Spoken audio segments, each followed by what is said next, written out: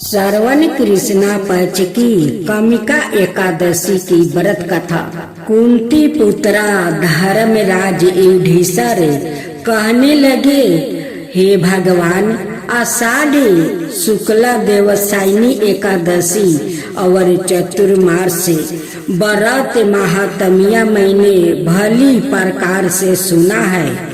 अब कृपा करके श्रवण कृष्णा एकादशी का क्या नाम है सो आप विस्तार पूर्वक कहिए। श्री कृष्णा भगवान कहने लगे कि हे युधिष्ठिर, इस एकादशी की गाथा को एक समय ब्रह्मा जी ने नारद जी से कहा था, वही मैं तुमसे कहता हूँ।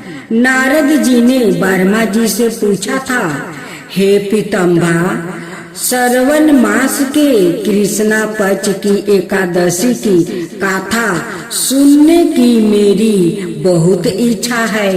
उसका क्या नाम है, क्या विधि है और उसका महात्म्य क्या है सो आप कृपा करके मुझसे कहिए। नारद जी के यह वचन सुनकर ब्रह्मा जी ने कहा, हे नारद, सब लोक के हित के लिए तुमने यह बहुत सुंदर प्रश्न किया है।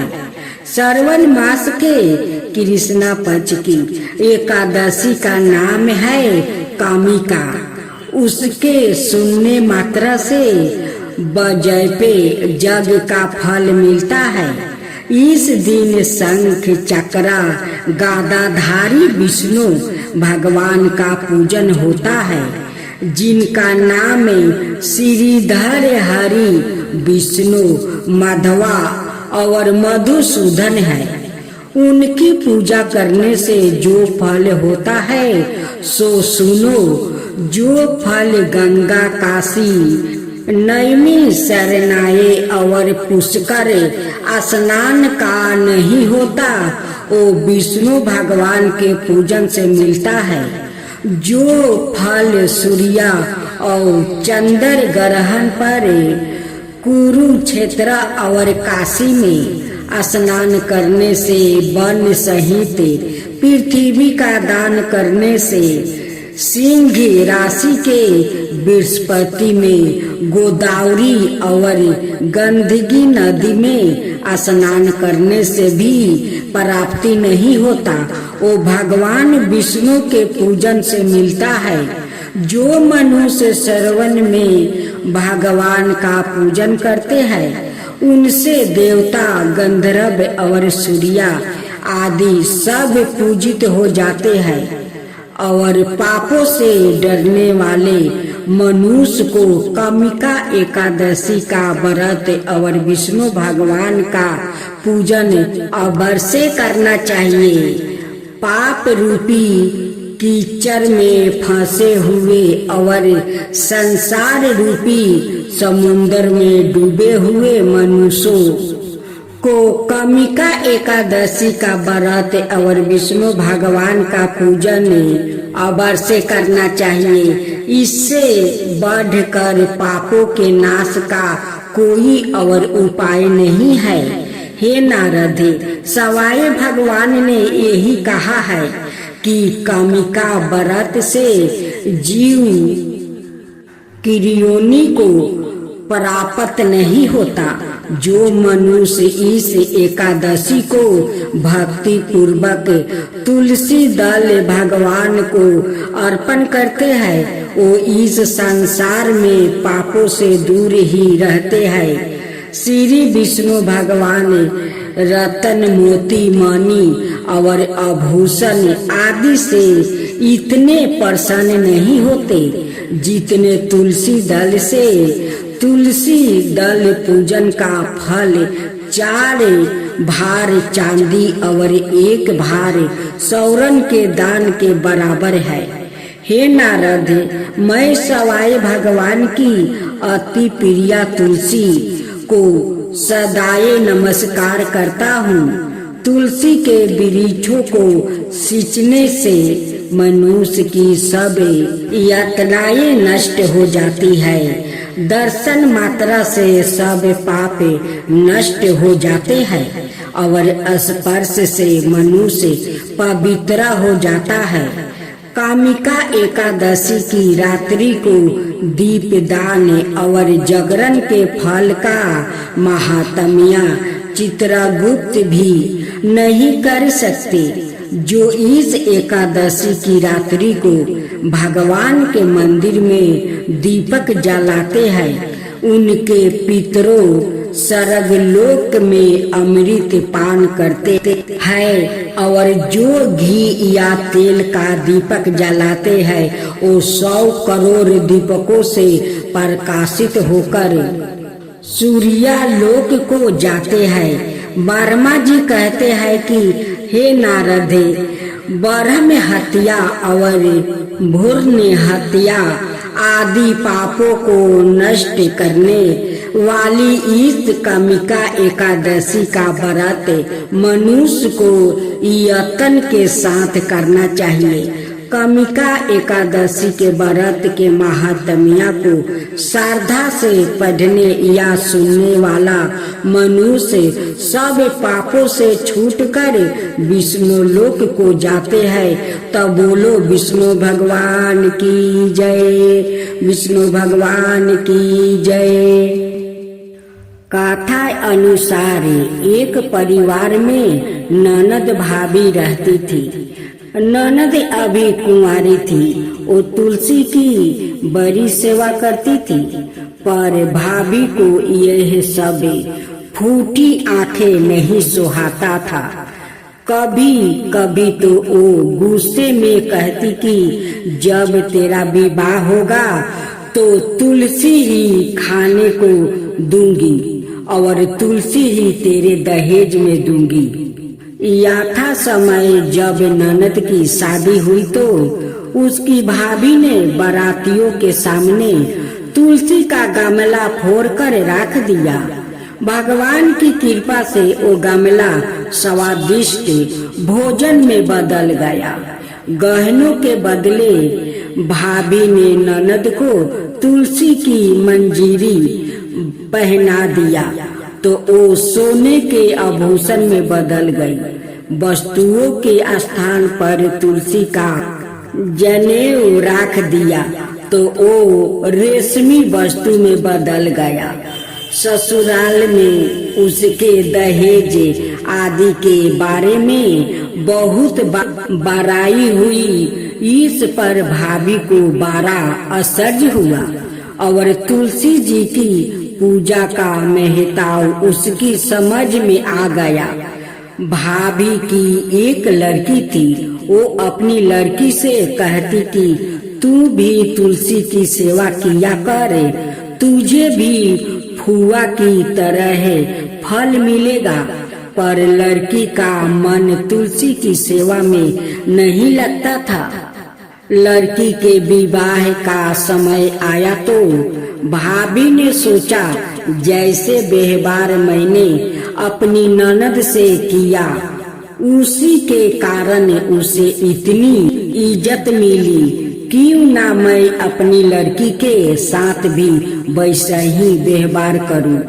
उसने तुलसी का गमला फोड़कर बारातियों के सामने रख दिया, परंतु इस बार मीठी मीठी ही रह गई। मंजीरी ओ पते भी अपने पूर्व रूप में ही रह गया और जनेऊ जनेऊ ही रह गया। सभी बाराती भाभी की बुराई करने लगी। ससुराल में सभी लड़कियां की बुराई कर रहे थे। भाभी ननद को कभी घर नहीं बुलाती थी। भाई ने सोचा मैं ही बहन से मिल आऊं। उसने अपनी इच्छा पत्नी को बताई और सौगात जाने के लिए कुछ मांगा। भाभी ने थैले में जुआर भरकर कहा और तो कुछ नहीं, यही ले जाओ। वो दुखी मन से चल दिया। भाला बहन के घर कोई जुआर लेकर आता है। बहन के नगर के समीप पहुंचकर उसने एक गौशाला में गाया। गाय के सामने जुआर का थैला उलीट दिया। तब गौपालक ने कहा, ए भैया, सोना मोती गाय के आगे क्यों डाल रहे हो? भाई ने उसको सारी बात बता दिया और सोना मोती लेकर प्रसन्न मन से बहन के घर गया। बहन बड़ी प्रसन्न हुई। कथा की लोक प्रिया यह है कि तुलसी माता को जो भी कोई श्रद्धा भाव से उनकी पूजा करे, तुलसी माता उन पर प्रसन्न हो जाती है और अपना भक्तों को दुख तकलीफ वो अपना लेती है। तब बोलो तुलसी माता की जय, तुलसी माता की। अब आप श्रवण करेंगे इगारस माता की नई कथा। पुराने समय की बात है। एक नगर में राजा अमर सिंह नाम का एक धर्मनिष्ठा और अन्याय प्रिया राजा राज करता था। उसकी रानी मलिका अत्यंत सुंदर, बुद्धिमती और धर्मपरायण थी। वो दोनों संतान सुख से वंचित थे। रानी नृत्य देवी देवताओं की पूजा करती, परंतु संतान की प्राप्ति नहीं होती। एक दिन रानी ने नगर में हो रहे एक व्रत की कथा सुनी। इगारस माता व्रत की। मलिका महिलाओं ने बताया कि यह व्रत कार्तिक शुक्ला एकादशी को किया जाता है, जिसमें व्रती पूरे दिन जल फल पर रहकर माता की पूजा करती है और रात्रि को माता की कथा सुनती है। यह व्रत संतान सुख, विवाहिक सुख और दरिद्रता से मुक्ति मिलने वाला। रानी ने पूरी श्रद्धा से व्रत किया, इगारस माता की पूजा की और सच्चे मन से संतान की प्रार्थना की। कुछ महीनों बाद रानी ने एक तेजस्वी पुत्र को जन्म दिया, जिसका नाम उन्होंने धर्मसेन रखा। बच्चा जैसे जैसे बड़ा हुआ, वो राज्य कार्यों में निपुण, माता पिता का आज्ञाकारी और प्रजा का प्रिया बन गया। रानी और राजा ने यह चमत्कार इगारस माता की कृपा मानी और हर बरस यह व्रत पूरे राज्य में धूमधाम से करवाने लगी। इगारस माता की कृपा से उस राज्य में कभी अकाल, बीमारियां या दुख नहीं आया। सभी लोग सुख, स्वास्थ्य और संतोष से जीवन जीने लगा। अब आप श्रवण करेंगे तुलसी माता की नई कथा। बहुत समय पहले की बात है। हिमालय की गोद में बासा एक छोटा सा गांव था, अनगपुर। वहाँ एक निर्धन लेकिन अत्यंत धर्मनिष्ठा लड़की रहती थी, जिसका नाम था मीरा।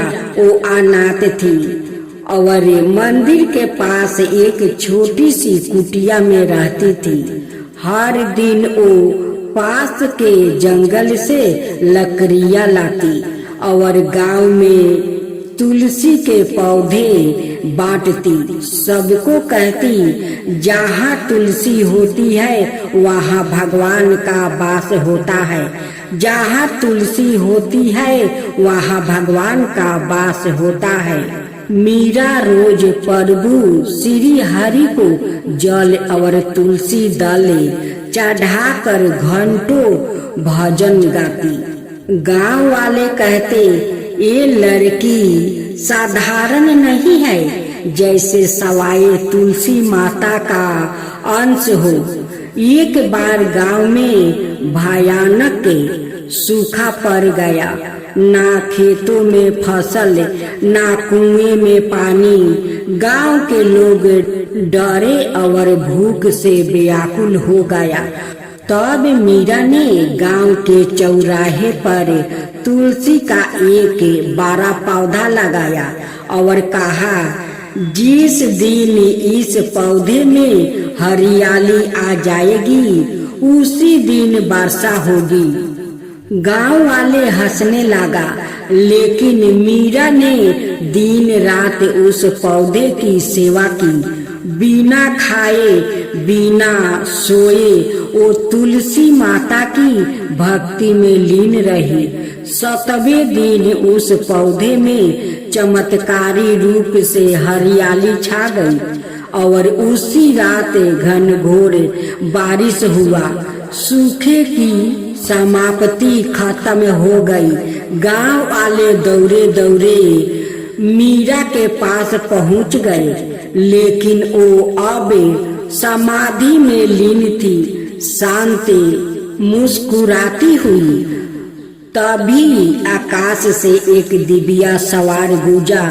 यह कन्या तुलसी माता का अंश थी, जिसने इस श्रद्धा से देखा, सेवा किया, यह इसकी कथा सुनी। वो कभी दलिद्रता या दुखी नहीं होगा।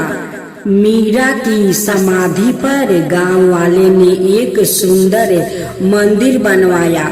वहाँ आज भी तुलसी माता की पूजा होती है और लोग उन्हें तुलसी देवी अनंगपुर वाली के नाम से पूजते हैं।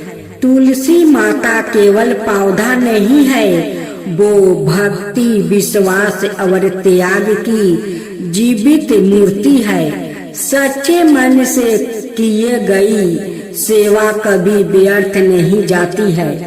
आज आप सभी श्रवण करेंगे विनायक जी की कहानी। एक दिन एक लड़का विनायक जी से मिलने के लिए अपने घर से चल दिया और अपनी माँ से बोला कि मैं विनायक जी से मिलकर वही वापस आ जाऊंगा। चलते चलते वो लड़का एक बियाबान जंगल में पहुंच गया। उसे ऐसा देखकर विनायक जी को उस पर दया आ गई।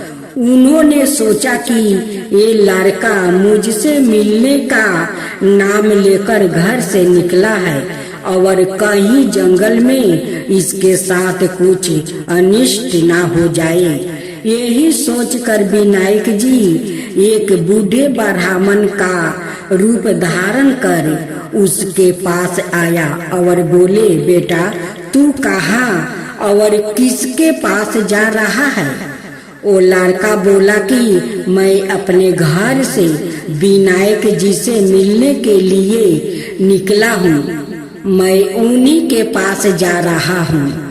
यह सुनकर बूढ़ा ब्राह्मण का रूप धारण किए विनायक जी बोले, मैं ही विनायक हूँ, बोलो तुझे क्या चाहिए? जो भी मांगना है मांग लो, परंतु एक बार ही मांगना। यह सुनकर उस लड़के ने कहा, अन्न हो, धन हो, हाथी की सवारी हो, महल में गुलाब का फूल जैसी सुंदर स्त्री बैठी हो। उसकी चतुराई देखकर विनायक जी प्रसन्न हो गए और बोले, लड़के तूने तो सब कुछ ही मांग लिया, जा सब कुछ वैसा ही होगा जैसे तूने मांगा है। वो लड़का फिर अपने घर आया तो उसने देखा कि एक सुंदर सी बहू चौकी पर बैठी है और घर में बहुत सा धन आ गया है। उस लड़के ने अपनी माँ से कहा, देख माँ, मुझे विनायक जी ने कितना धन दिया है, यह सब मैंने विनायक जी से मांगा है। हे विनायक जी महाराज, जैसे आपने उस लड़के की सुनी वैसा ही सबकी सुनना, और जैसा उसको दिया वैसा ही सबको देना। कहने सुनने वाले हमारे पूरे परिवार की मनोकामना पूर्ण करना।